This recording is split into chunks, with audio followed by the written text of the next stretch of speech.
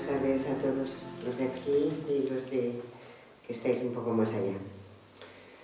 Bueno, una vez más, deciros que acercándonos a cualquier texto del Evangelio, uno no puede por menos que encontrarse con un generoso regalo, con un tesoro. Siempre nos topamos con mucho más todavía. Hoy nos encontramos con el tema de la oración. Debido al resurgir de la espiritualidad y al cada vez más general diálogo interreligioso, deciros que nos encontramos con unas ventajas interesantes para vivir la práctica de este ejercicio. Por no alargarnos desde el principio, queremos ir al centro del planteamiento, porque es tan importante la oración en el camino interior. Nuestro ambiente ha sido mayoritariamente cristiano hasta hace unos cuantos años. Hemos orado con frecuencia, en momentos diferentes y con fines distintos. Desde los cristianos de base hasta los religiosos llamados activos y los considerados como contemplativos. En medio de tanta práctica orante, hoy tenemos que reconocer no pocos casos de creyentes con unas lagunas éticas escandalosas, con un desarrollo competitivo de su vida religiosa enferma, con unas motivaciones de crecimiento poco sólidas, poco evangélicas. Por otro lado, en diversos caminos interiores se ha valorado como primerísimo aspecto del proceso la práctica de la contemplación, la sentada en el zen, etc. Algo así como que la dimensión trascendente es clave y es la mejor señal del crecimiento que se está desarrollando. Es una garantía de calidad. En síntesis, si por una parte mucha práctica orante, pero por otra no menos signos de inmadurez y egocentrismo. Y por otra, la oración solo será auténtica cuando lleve consigo una coherente conversión. Por eso sugería Jesús, el maestro que nos ocupa, a Nicodemo: hay que nacer de nuevo.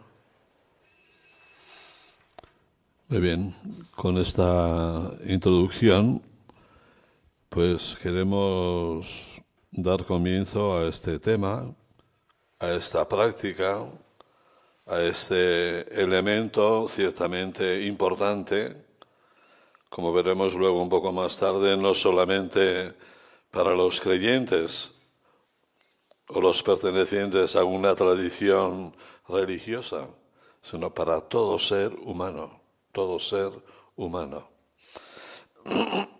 Y entonces vamos a comenzar un poco partiendo del hecho, ¿no?, que ya en la tradición cristiana aparece en las primeras páginas de la Biblia.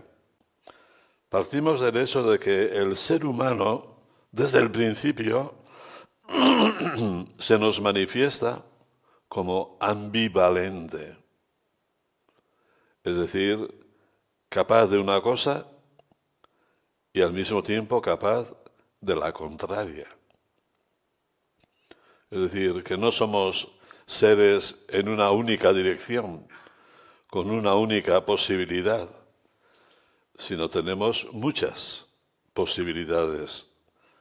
Y todos comprenderemos que cuantas más posibilidades tenemos, más para poder acertar, pero también más para poder equivocarnos. Por ejemplo, ya en la Biblia aparece en las primeras páginas cómo el ser humano reconoce al Creador, al que hace todo, al que está por encima de todo, el que es digno de nuestra obediencia o de nuestra disponibilidad, pero también en ese ser humano que reconoce así al Creador, existe el deseo de querer poder tanto como Él, querer saber tanto como Él,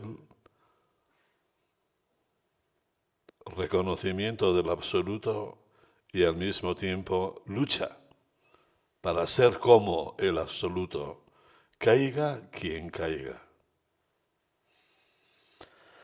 Igualmente, el ser humano, con Caín y Abel, expresa esa doble capacidad que hay en nosotros de vivir la vida desde unos sentimientos fraternos, pero también al mismo tiempo el hecho de poder vivir la fraternidad, entre comillas, en medio del odio o con odio, que fue lo que pasó a Caín y Abel.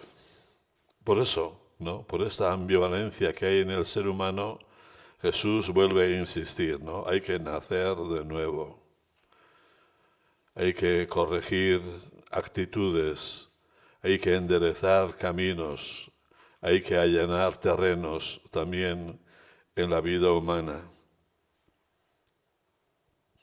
Por eso estamos dentro de este curso general, ¿no? De Jesucristo, Maestro interior.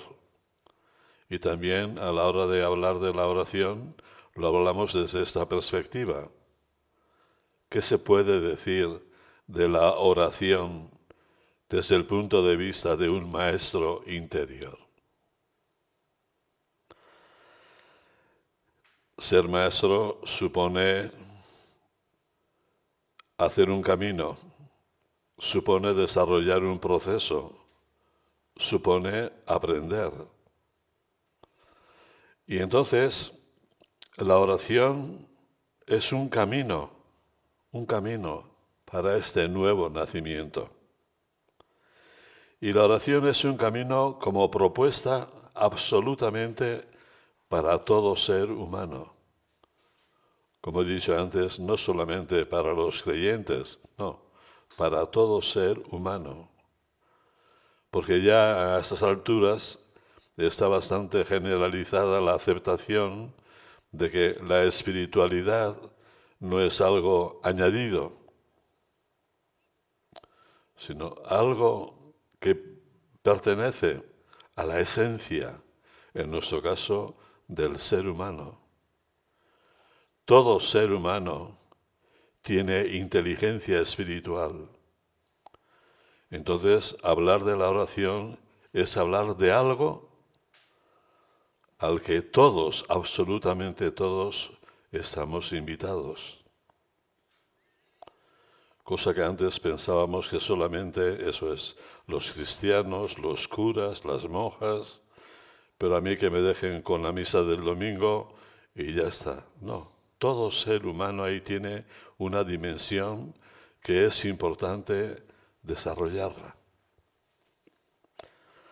Así, por ejemplo, el padre del teólogo Karl Rahner decía una frase que más o menos se expresaba así, que el cristiano del siglo XXI o es místico o no será cristiano. Todo cristiano.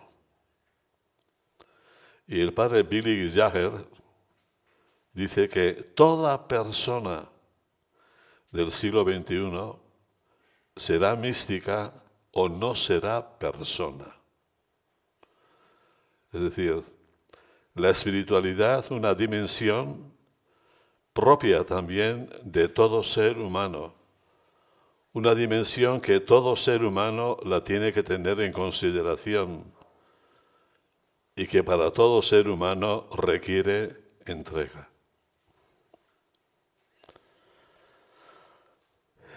El marco de la oración, en nuestro caso, es un camino. Un camino. Orar es caminar.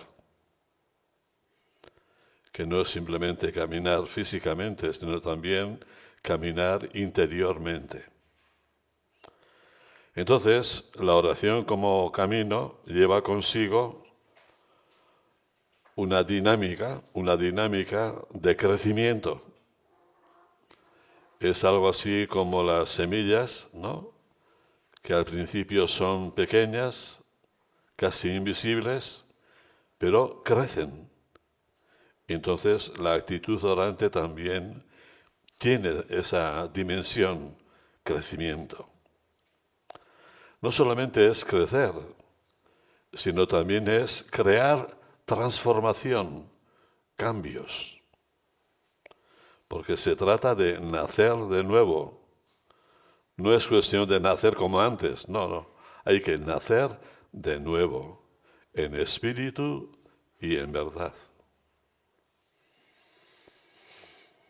La transformación es importante también que sea real, porque si no, nos estamos jugando todo. Es algo así como que algo no funciona. Y entonces veremos después un poco más claro por qué pensamos, por qué creemos, por qué afirmamos que efectivamente la oración tiene esa dimensión transformadora, de cambio. Y claro, si todo esto se produce, el nuevo nacimiento se da. No como un acto de voluntad, no como una conquista, sino como un regalo, como un don. Pero aun cuando sea un regalo o sea un don, requiere que haya algunos que lo quieran aceptar o recibir. Sí. En nuestra educación religiosa, la oración la hemos vivido como algo que hay que practicar, ¿no? Hay que practicar. Algo que se hace. Antes de ir a la cama hay que rezar las 3 Ave Marías de la Virgen, o cuando te levantas hay que hacer, en mi época al menos de chaval, la ofrenda de las buenas obras a Dios al comienzo del día, ¿no? Hay cosas que hay que hacer. Bendecir la mesa antes de comer o después de comer, en fin, eso es así. Entonces, como es algo que hay que hacer, es algo que hay que cumplir. Entonces, la oración ha tenido y a veces tiene ese matiz, ¿no?, de algo que hay que cumplir, que hay que hacer. Hay que ser fiel. Ese era y es a veces el ideal, ser fiel a la práctica. Y era eso lo que se valoraba. Yo me acuerdo, siendo niño, lo de ir a misa todos los domingos era algo clarísimo. Yo estudiaba en un colegio de religiosos y entonces, para motivarnos a los alumnos a ir a misa los domingos, uno de los hermanos se ponía a la entrada de la iglesia y a todos los que íbamos a la misa nos daba un vale, ¿no? Entonces solamente los que íbamos a misa teníamos ese vale, pues como unos puntos, yo no sé para qué, pero bueno. Y los que no iban, pues no tenían ese regalo, ¿no?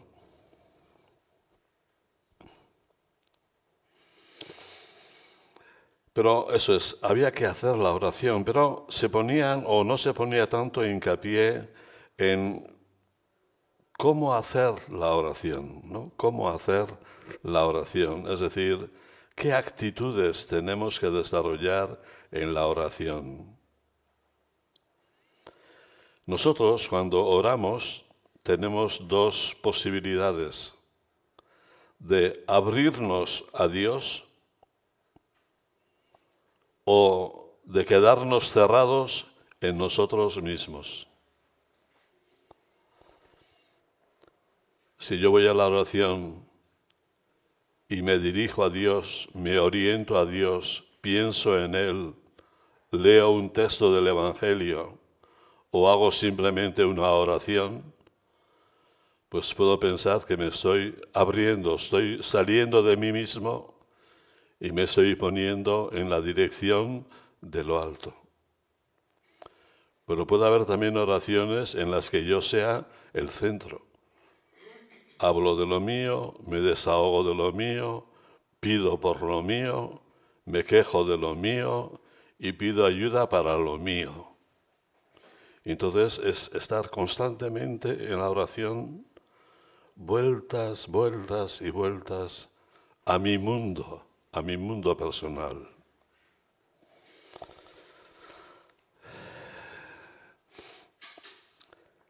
Cuando nos abrimos a Dios, estamos viviendo que para nosotros lo importante es Él y lo suyo.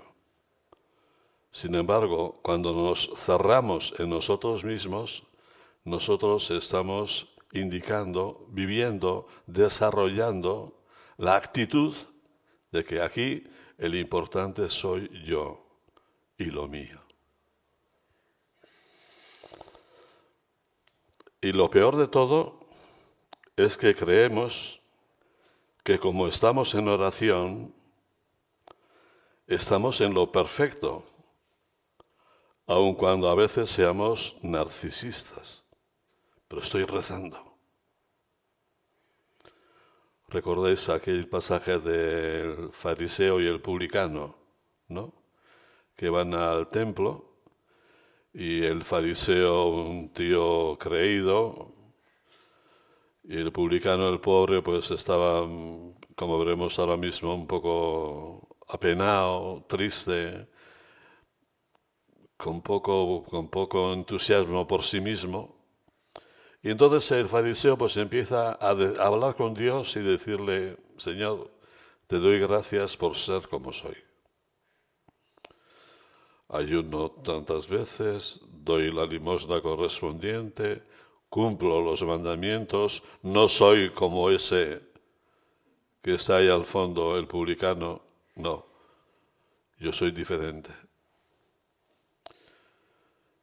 Y el publicano, el hombre avergonzado, porque los publicanos tenían mala fama y a veces pues llevaban un estilo de vida pues un poco no del todo justo, porque eran los cobradores de Hacienda, ¿no? Y lo único que les salía era perdón, perdón. Y Jesús dice, de los dos, el que salió justificado fue el publicano. El que salió de sí mismo, quiero decir, salir de sí mismo en el sentido de ni tan siquiera soy un desastre, si yo no sé cómo soy, cómo vivo, es que no tengo ningún derecho. No, el publicano sale de sí mismo, se dirige a Dios y le dice, perdón, Señor. Se ve la diferencia, ¿no? El fariseo únicamente gloriándose de lo suyo y el publicano pidiendo ayuda por lo suyo, pero pidiendo ayuda hacia afuera, hacia arriba. Voy a poner dos casos, ¿no? Para que veamos un poco por dónde va la línea. Unos religiosos, frailes, ¿no? Cuando se instalan en un convento, pues una de sus mayores inquietudes era colocar elementos, pues, sobre Jesús, la Virgen. Si uno era de una congregación, pues algún signo de esa congregación, elementos sagrados, podríamos decir, ¿no? Y lo justificaban diciendo que, hombre, está bien dar a conocer a la gente quiénes somos, que puede ser una bonita idea, ¿no? Pero a veces eso supone un orgullo. Oiga, que los buenos estamos aquí en esta casa, ¿eh? Ustedes a donde tienen que ir es a esta casa, ¿no? Entonces es una manifestación interesada, ¿no? Yo soy religioso, entonces a ver si os enteréis que no soy cualquiera, ¿no? Entonces veis, ¿no?, que a veces en lo más bonito, en lo más sagrado, en lo más bueno, está presente siempre también, o puede estar presente, el pequeño yo. O aquel convento de frailes o de monjas, pero vamos a ponerle en este caso a las mujeres, pues tenían su reglamento y tenían sus horarios de oración todos los días, y había una que no solamente no iba a la hora a rezar, que le tocaba, no, iba media hora antes, ¿no? Entonces, tú ibas a la iglesia, allá estaba la hermana tal rezando. Al día siguiente ibas a la iglesia, allí estaba la hermana tal rezando. Podía rezar en el cuarto. Y así no gastaría luz en la iglesia o calefacción. Pero no, había que ir a la iglesia. En el fondo, para ser vista y para ser valorada. Haciendo una cosa buena, resulta que a veces tenemos actitudes egoístas. Por eso, ¿no? Hay que tener mucho cuidado para que el pequeño yo no se nos meta, porque cuando queremos algo malo, pues no nos es muy complicado reconocer, aquí está el pequeño yo, ¿no? Pero si uno quiere algo bueno, ¿qué te voy a decir yo? Por ejemplo, si yo salgo de la meditación y salgo un poco triste porque he estado muy distraído, no me ha salido bien, y entonces pues yo me propongo, nada, de aquí en adelante yo voy a ser un fiel cumplidor de la meditación y verás tú cómo lo consigo, ¿no? Es el pequeño yo el que quiere hacer una oración perfecta, porque queremos ser perfectos como Dios. El pequeño yo no acepta la limitación, ¿no? Entonces, a veces tenemos buenos deseos, pero en el fondo nos estamos buscando a nosotros mismos.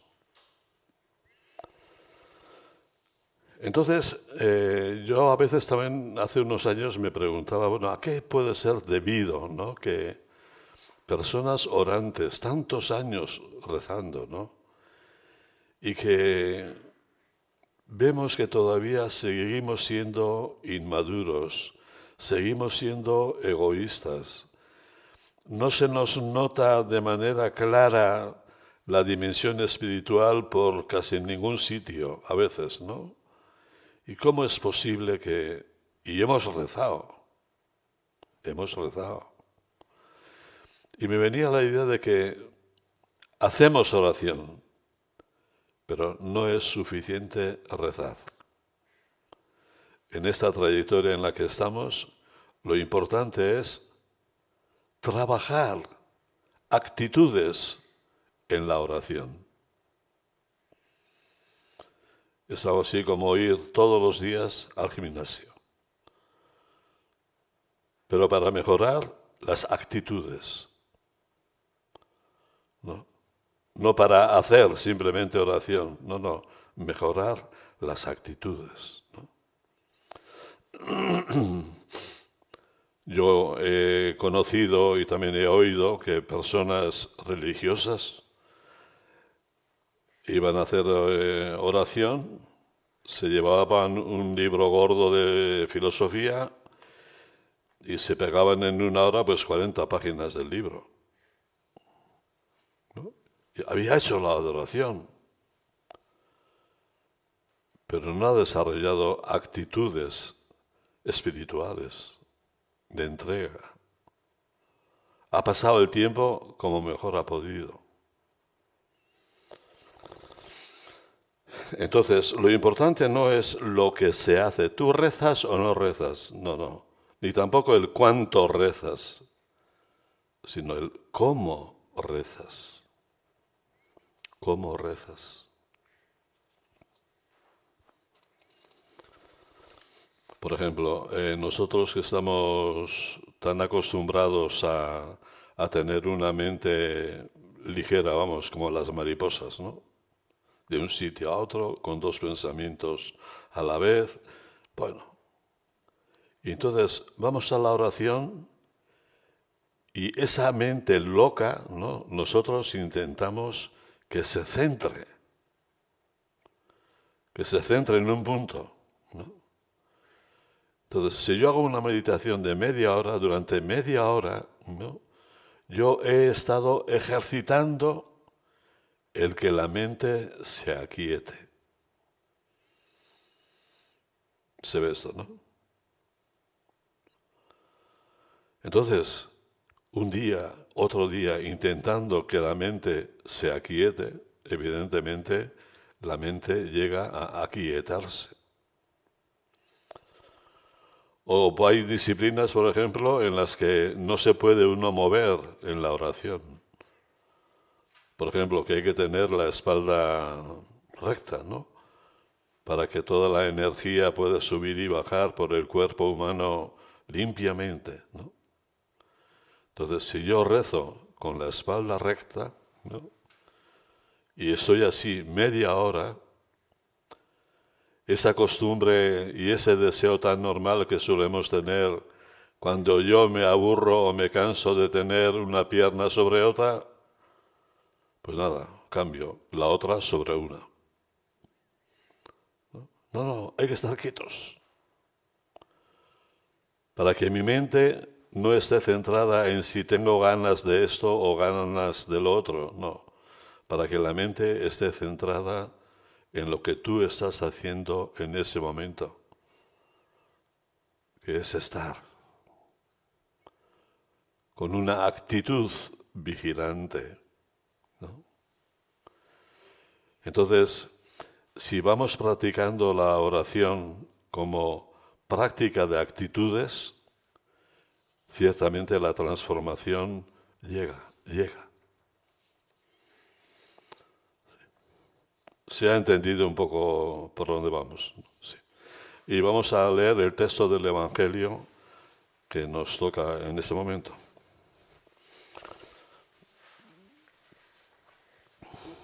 El Evangelio que vamos a leer es Mateo 6, 5, 8. Cuando oréis, no seáis como los hipócritas, a quienes les gusta orar en las sinagogas y en las esquinas de las plazas, bien plantados, para ser vistos por los hombres. En verdad os digo que ya reciben su recompensa. Tú, en cambio, cuando vayas a orar, entra en tu aposento. Después cierra la puerta y ora a tu Padre, que está allí, en lo secreto. Y tu Padre, que ve en lo secreto, te recompensará. Y al orar, no habléis mucho, como los paganos, que se figuran que por su palabrería van a ser escuchados. No seáis como ellos, porque vuestro Padre sabe lo que necesitáis antes de pedírselo. Guardamos unos minutos de silencio.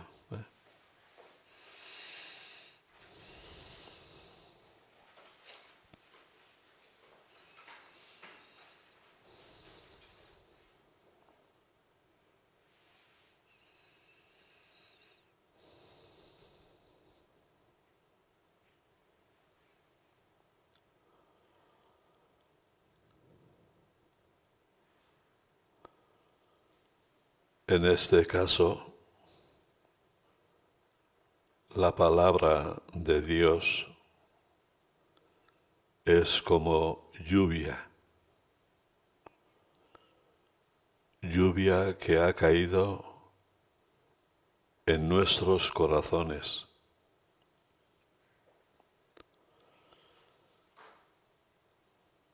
No queremos echar más agua. Queremos que el agua que ha caído entre más adentro.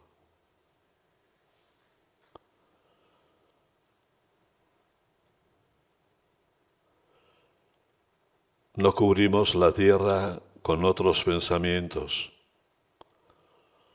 con otras ideas. Nos basta la palabra de Dios. Y si guardamos silencio es para que esa agua que nos ha caído con el espíritu que lleva dentro entre cada vez más adentro.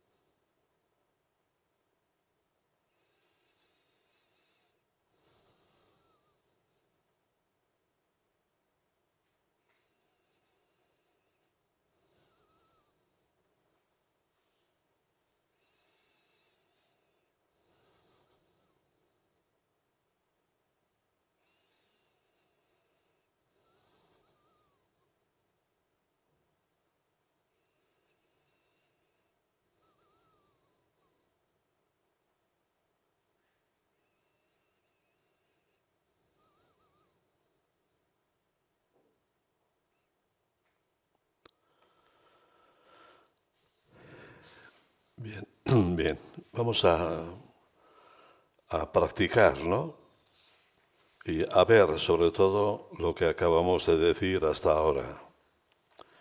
En la oración queremos vivir actitudes. No cualquiera, no, algunas actitudes. Entonces Jesús también, cuando habla de los fariseos, habla de sus actitudes. No dice cuántas veces van al templo, o si dan limosna o no dan limosna, sino qué actitudes tienen. Y hemos visto que comienza, fijaros, no seáis como los hipócritas. Para Jesús, los fariseos, si algo desarrollan, era la hipocresía, ¿no? Aquello que él también decía, vosotros parecéis sepulcros blanqueados por fuera, pero con una podredumbre por dentro fenomenal. Hipocresía, ¿no? Entonces, hay una actitud hipócrita. Aparentar, darle imagen o darle impresión, acaparar la atención.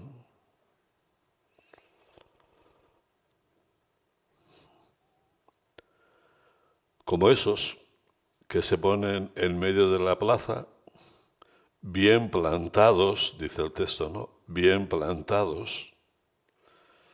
Entonces, si eran grandes y fuertes, tanto mejor que delgados y pequeños, ¿no? No, bien plantados, que se noten que hay una figura ahí. ¿Para qué? Para llamar la atención. Podían plantarse bien en su casa, ¿no? O en el templo. Habría más gente que les hubiese visto, pero había otra mucha gente que como no iban a la iglesia, pues no los veían en el templo rezar, ¿no? Entonces van y taca. A la plaza del pueblo, allá se ponen los tíos a orar. Para que la gente diga, qué buenos son, hay que ver. y vienes mañana y lo mismo. Hay que ver que son constantes, ¿no? Y resulta que somos constantes en alimentarnos a nosotros mismos. ¿Para qué? Para ser vistos. Todo para ser vistos. Como cuando estás en casa, digo yo personalmente, ¿no? Subes por las escaleras o bajas por las escaleras, te cruzas con otro compañero y me dice, no, voy a la capilla a rezar el oficio. Pues dime buenas tardes o buenos días o qué tal o hace frío o... No. Hay que decir a dónde va y a qué va, ¿no? No sé, no es necesario... Y un poco así por ese deseo o ese afán de dar la impresión pues de que somos buenos, ¿no? Entonces, Jesús propone un método o unas pautas, ¿no?, contrarias a estas tres que decimos, la hipocresía, llamar la atención para ser vistos, ¿no? Y Jesús dice, entra en tu aposento,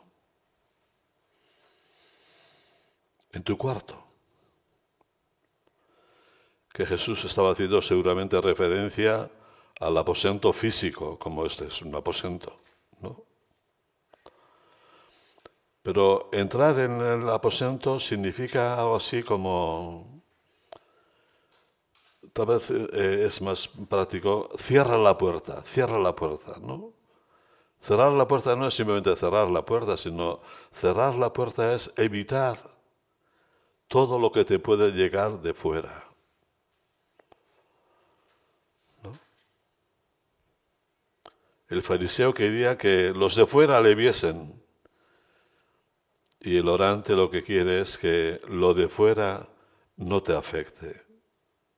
Y si no te llega, mejor, ¿no? Cierra la puerta. O cierra la puerta de dentro, ¿no? Los pensamientos, los recuerdos, los sentimientos, los problemas, ¿no? Cierra la puerta. Y si algo te viene, esto no lo dice él, lo decimos nosotros, y si algo viene, déjalo marchar. Ni tan siquiera te preocupes de mandarle. No. Psst, fuera, estamos, a ver si lo... No. Aquí una mosca, muy bien. Yo a lo mío. No. Cerrar la puerta.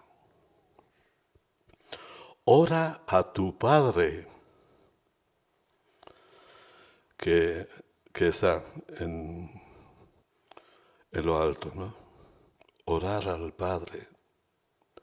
No vas a la oración para pensar sobre lo que te ha dicho tu hija o tu hijo, el enfado que has tenido con tu marido o con tu mujer, o no vas a pensar lo cara que está la vida, o hay que ver que esto parece que no se llena nunca. No, vas a orar al Padre, es decir, tú tienes un puerto al que quieres llegar. Quieres salir de ti mismo para llegar a la otra orilla, que es lo absoluto, Dios. Cosa que el fariseo lo único que quería era quedarse en su propia orilla. Sin embargo, en la oración lo que intentamos es salir. Yo también me he preguntado muchas veces esto, ¿no? ¿Cómo es posible que personas, nosotros, con tanto tiempo de oración, teóricamente tanto tiempo saliendo de nosotros mismos, y a veces somos excesivamente egoístas? El egoísta es el que está centrado en sí mismo, ¿no? Entonces, ¿qué hemos hecho? Hemos salido o nos hemos centrado más todavía?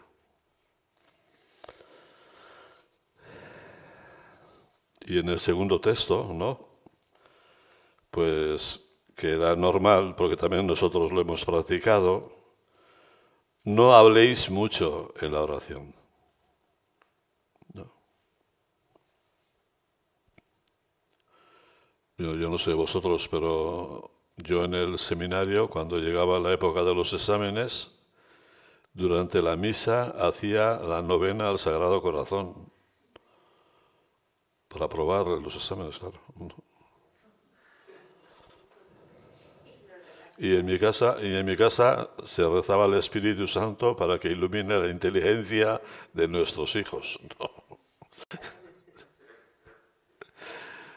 Pensando que si no pides, nada, no esperes nada, ¿eh? O sea, pues nuestra manera de pensar, ¿no? O sea, es decir, nosotros creemos que Dios es como nosotros, ¿no?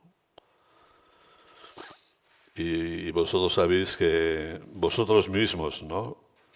Estéis atentos a las necesidades de vuestros hijos, de los que están a vuestro lado, ¿no? Y no hace falta pedir, porque estéis a ver si falta algo. No habléis mucho.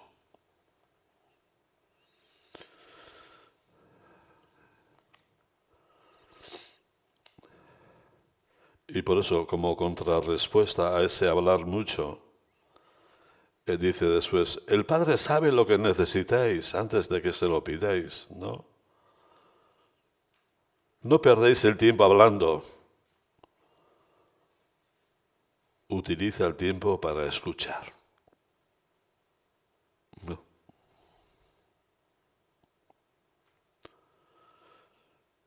En vez de estar ahí con una retahíla de cosas y de quejas y de no sé qué, y si estuviésemos en silencio, sería mucho más interesante.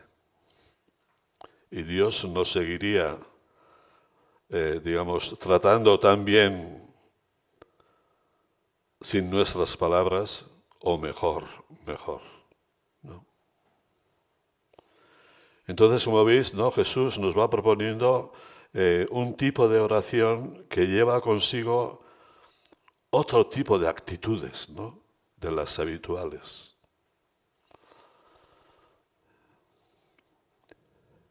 Y hay otras oraciones que a mí, sobre todo a unos salmos, ¿no? Que igual se dice, protégenos, Señor, y castígales a los enemigos. Pero ¿cómo le vamos a decir a Dios castiga a nadie? Pero por favor, eso es una manera muy nuestra de pensar, ¿no? Pues todo eso habría que cambiar un poco de nuestra oración.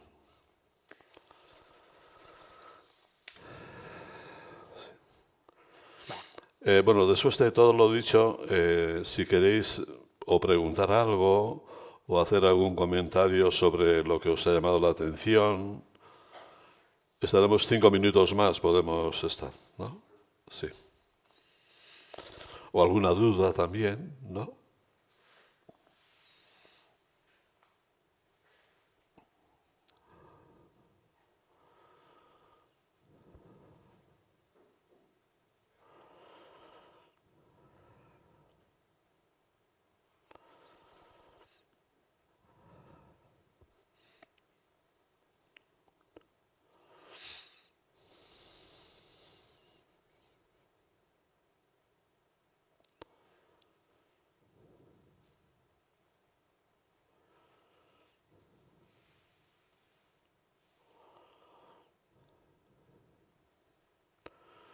Yo pienso que una actitud muy importante es, en teoría lo sabemos, ¿no? En teoría lo sabemos y estamos viendo que efectivamente lo que estamos diciendo pues está claro, ¿no? Y es por ahí por donde tendría que ir, ¿no? Pero luego siempre el problema está en que como no estemos atentos,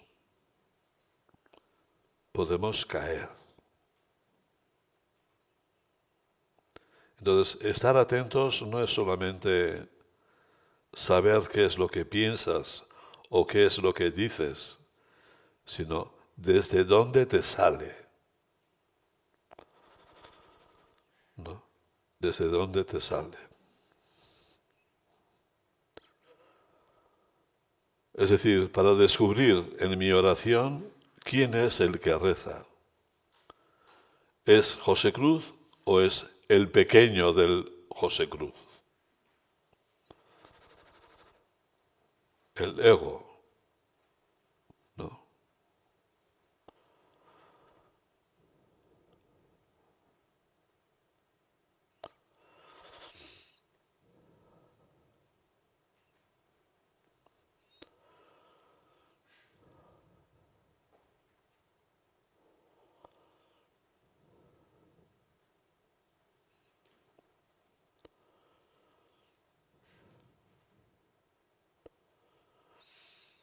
Otro elemento que se me ocurre en este momento ahora es la, la, la práctica, ¿no? La práctica. Hemos dicho que en algunas tradiciones religiosas la sentada, la contemplación, la lección divina,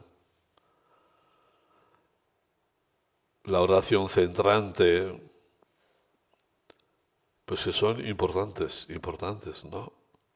Tan importantes que todos los días sería bueno que dedicásemos tiempo a esa práctica, a esa, ¿no? Todos los días. Claro, nosotros, por ejemplo, los religiosos, pues siempre hemos tenido un reglamento, ¿no? Un reglamento de a tal hora levantarse, tal hora misa o tal hora desayuno, tal hora, todo reglamentado, ¿no? Y me acuerdo que cuando fuimos a vivir a unos pisos, salí de un convento para vivir en pisos, ¿no? No había ese reglamento. Y aquello era un desbarajuste extraordinario, ¿no? Entonces, dado que no tenemos un reglamento externo que nos pueda recordar o un poco motivar, ¿no? Yo sugiero que vosotros mismos, lo mismo que yo lo hago, ¿qué? ¿Quieres hacer oración todos los días? Bueno, señala tú un tiempo. ¿A qué hora te viene mejor, ¿no? Porque si nos levantamos y decimos, sí, luego ya haré esto. Se va pasando la mañana y sí, luego a la tarde a ver si encuentro un momentín y llegas a la noche y estás ya cansado, ¿no? Sin embargo, si decimos, no, pues qué sé yo, a media mañana, a las 11, por ejemplo, bueno, a las 11 voy a dedicar un cuarto de hora, pues ya nos vamos programando en una práctica que pensamos que es clave.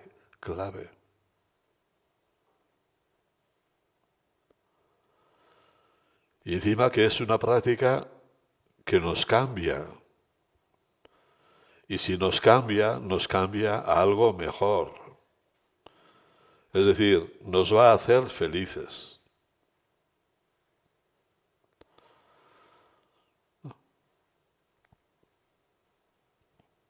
¿Cuántos siglos llevamos con un cristianismo grisáceo?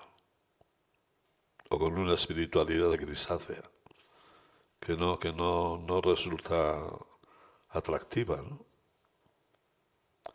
¿A dónde vas? Sí, a celebrar misa. Vaya aburrimiento. Te contestan así.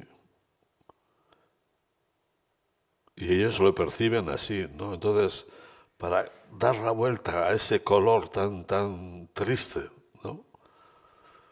Pues tendremos que pasar mucho tiempo, digo yo.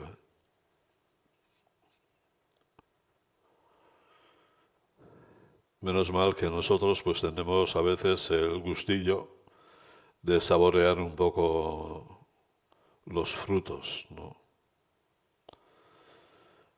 Y te sientes bien cuando tú sales de una meditación o cuando lees una lectura que te ha gustado o cuando has estado escuchando a alguien simplemente, o qué sé yo, ¿no? Salir de uno mismo, salir.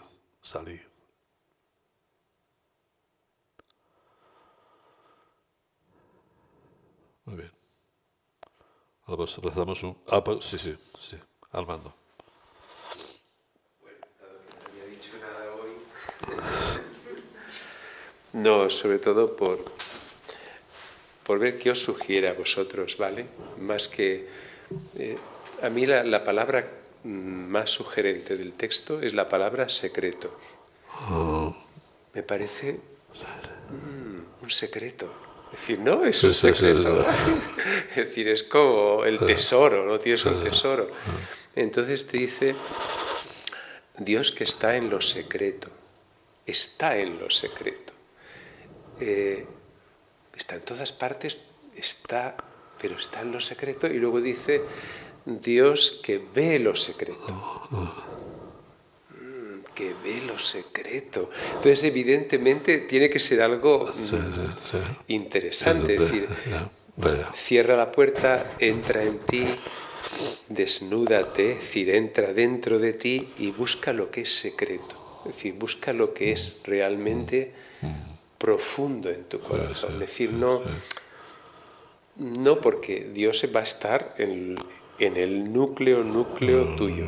Entonces, eso a mí, yo no sé qué os sugiere a vosotros la palabra, porque no utiliza esa palabra en otros textos, la idea de que Dios está en lo secreto, ve lo secreto, y luego indirectamente puedes casi deducirlo, porque dice, conoce todo lo que deseas, es decir, conoce los secretos, conoce lo que tú deseas, y te recompensará. Y yo pienso, bueno, pero vamos a ver, si haces un ejercicio de ir a lo secreto, de ir a lo más interior, ¿cuál es la recompensa para lo más interior? Es decir, ¿es que me toque la lotería?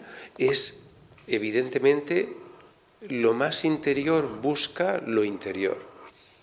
Es decir, esa recompensa es consuelo, esperanza, alegría. Es decir, es algo que es intangible. No es que se resuelva mi reuma, sino que va por ahí. Pero yo pienso que la clave está en esa especie de palabra misteriosa que utiliza, ¿no? Es decir, cierra la puerta, si entra dentro de ti, entra en tu interior y busca lo secreto. Porque Dios está en lo secreto. A mí me parece muy, es decir, una especie como de maestro zen, es decir, como decir, ¿qué será?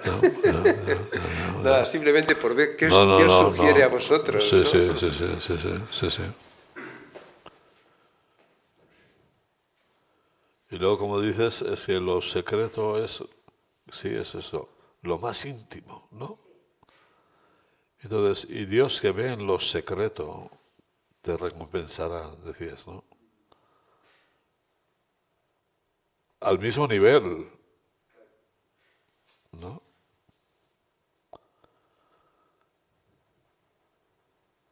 Sí, esta mañana, sí. No, sí. Para no perder la costumbre. A mí lo que más me atrae de todo lo que hemos estado viendo hoy es que evidentemente la tradición que arrastramos y lo que nos han educado es a orar, le hemos llamado el coger la lista y ponerle deberes a Dios. Pedirle, decirle, me tienes que hacer esto, apruébame los exámenes, consígueme a esto o aquello, o bien para darle gracias.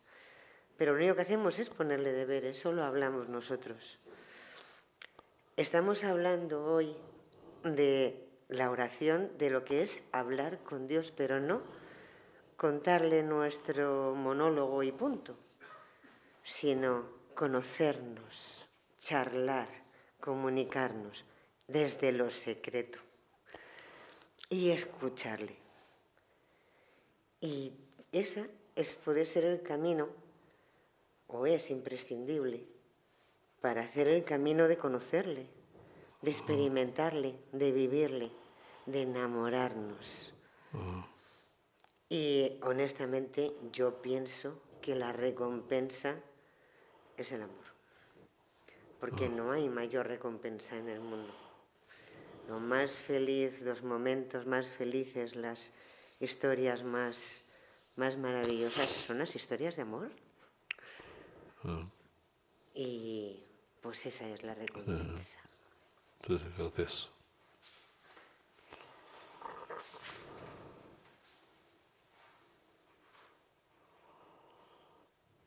Sí, estábamos esta mañana con Mabel y yo y pensábamos en una anécdota real, ¿no?, de un matrimonio que nace un niño con deficiencia, ¿no? Y entonces aquel matrimonio pues no aceptaba aquella situación y todo el tiempo pidiendo a Dios un milagro, que se produzca un milagro, que se cure nuestro hijo, que por favor, que no sé qué y tal. Años pidiendo a Dios eso. Y llegó un momento en que el niño no se curó, pero los padres llegaron a aceptar a aquel hijo así, ¿no? Entonces, ese es un poco, ¿no?, el ver en lo secreto, y como Él ve en lo secreto, te responderá. No en lo que tú te gustaría, pero sí desde lo profundo, ¿no?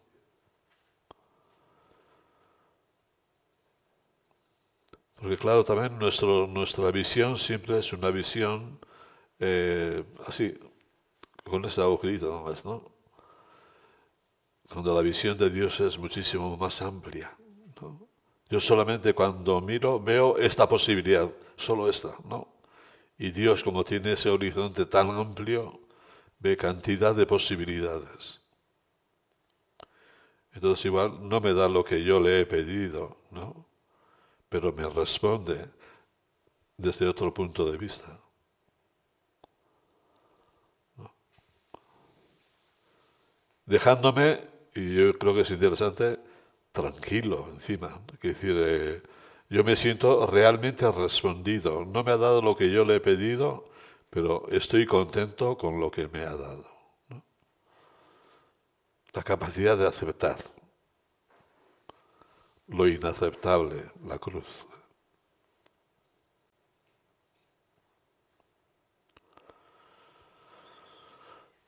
Hola. ¿Querías decir? No, sí. Rezamos un Padre Nuestro y nos vamos, sí.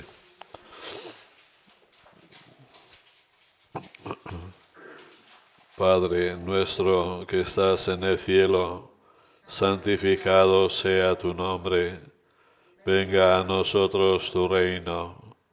Hágase tu voluntad en la tierra como en el cielo. Danos hoy nuestro pan de cada día. Perdona nuestras ofensas, como también nosotros perdonamos a los que nos ofenden. No nos dejes caer en la tentación y líbranos del mal. Amén. Muy bien. A los de aquí y también a los que estáis ahí detrás de la pantalla, hasta el próximo mes. Gracias a vosotros.